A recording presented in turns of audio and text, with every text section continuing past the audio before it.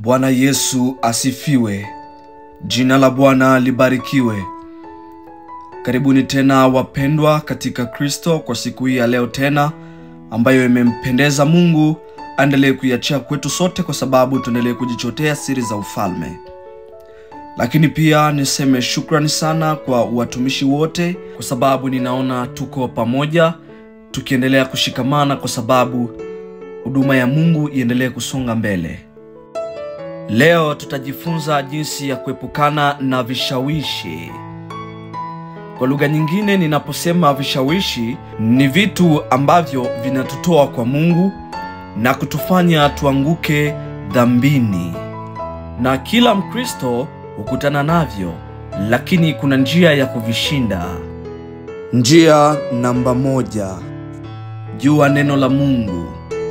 Ukiangalia kwenye kitabu cha Mtakatifu Mathayo sura yake ya 4 na mstari wake wa 1 mpaka wa 11, utakwenda kuona jinsi gani Yesu alipokuwa jangwani alivyoweza kushinda vishawishi kwa kusema imeandikwa.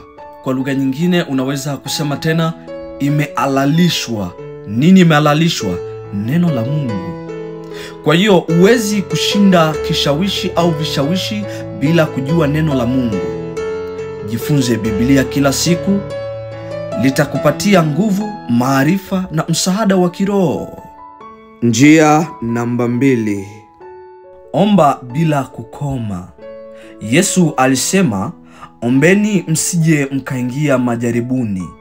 Maombi utufanya tuwe macho kiroho. Omba asubuhi, mchana na jioni. Omba unapotembea, omba unapofanya kazi. Fanya maombi kuwa maisha yako, na utaona matokeo ya kiroho yatabadilika muda wa wiki moja tu. Njia namba 3. Jiepushe na mazingira ya hatari. Ukisoma kwenye Mithali ya 4 sura yake ya 14 mpaka ya 15, maandiko matakatifu yanasema namna hii: usiingie katika njia ya waovu, wala usitembee katika njia ya wabaya. 15. Jiepushe nayo, usipite karibu nayo, igeukie mbali ukaende zako. Kama unajua mahali fulani hukuvuta kwenye dhambi, jiepushe mara moja. Kama unajua mtandao wa kijamii kama vile Facebook huwa inakutoa katika mapenzi ya Mungu, basi kuanza sasa tafadhali acha kutumia mtandao wa Facebook. Kama unajua aina yoyote ile ya michezo ambayo ukienda kila mara unamkosea Mungu na kuweza kuangukia katika vishawishi vya dhambi, tafadhali mara moja achana nayo. Kama ni marafiki, kama ni tovuti au programu fulani, acha mara moja. Funga milango ya shetani. Njia ya 4. Chagua marafiki wanaokujenga. Marafiki huathiri maisha yetu.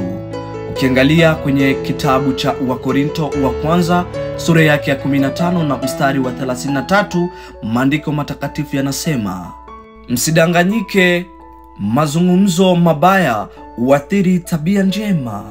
Tafuta watu wanaokutia moyo katika imani, wanaokukumbusha neno la Mungu na kukuombea. Njia namba 5. Uwe karibu na mshirika wa kiroho. Shiriki mapambano yako na mtu unayemwamini, kwa maana Biblia inasema kwenye kitabu cha Yakobo sura yake ya 5 na mstari wake wa 16, maandiko matakatifu yanasema namna hii: ungameni dhambi zenu ninyi kwa ninyi na kuombeana mpate kuponywa. Kuomba kwake mwenye haki kwafaa sana, akiomba kwa bidii. Usijifiche peke yako tafadhali. Kuna nguvu kubwa sana katika ushirika wa kweli. Njia namba 6. Jifunze kukimbia. Si kila kitu ambacho unachotakiwa kukubaliana nacho. Vingine unatakiwa kukimbia kama alivyokimbia Yusufu. Ukiangalia kwenye kitabu cha Mwanzo sura yake ya 39 mstari wake wa 12, utaona namna gani aliweza kukimbia. Alikimbia akatoka nje mara moja.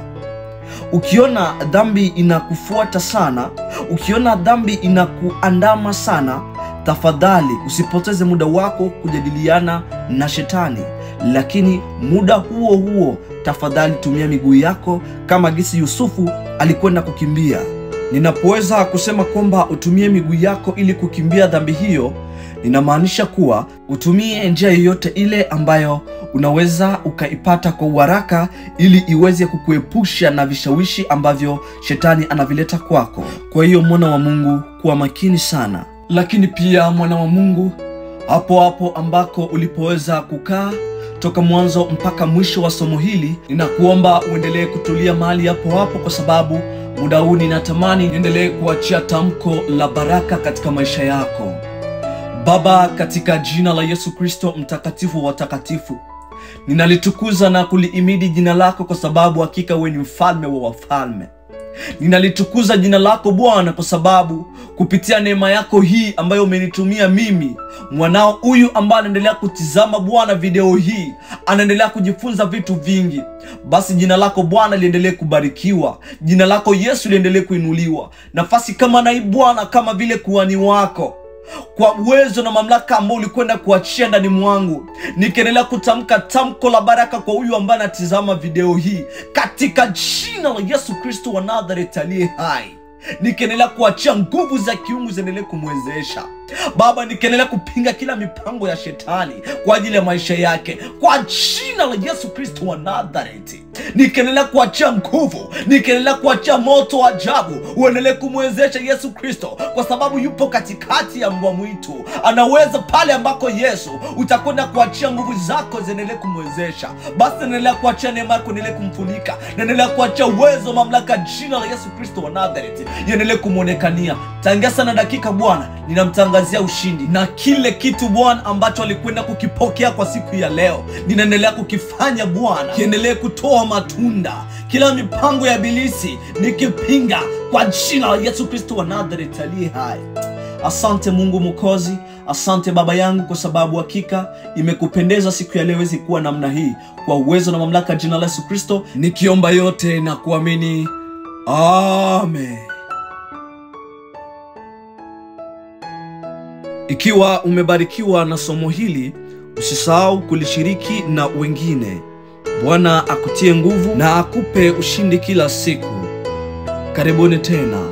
Mimi ninaitwa Freddy David.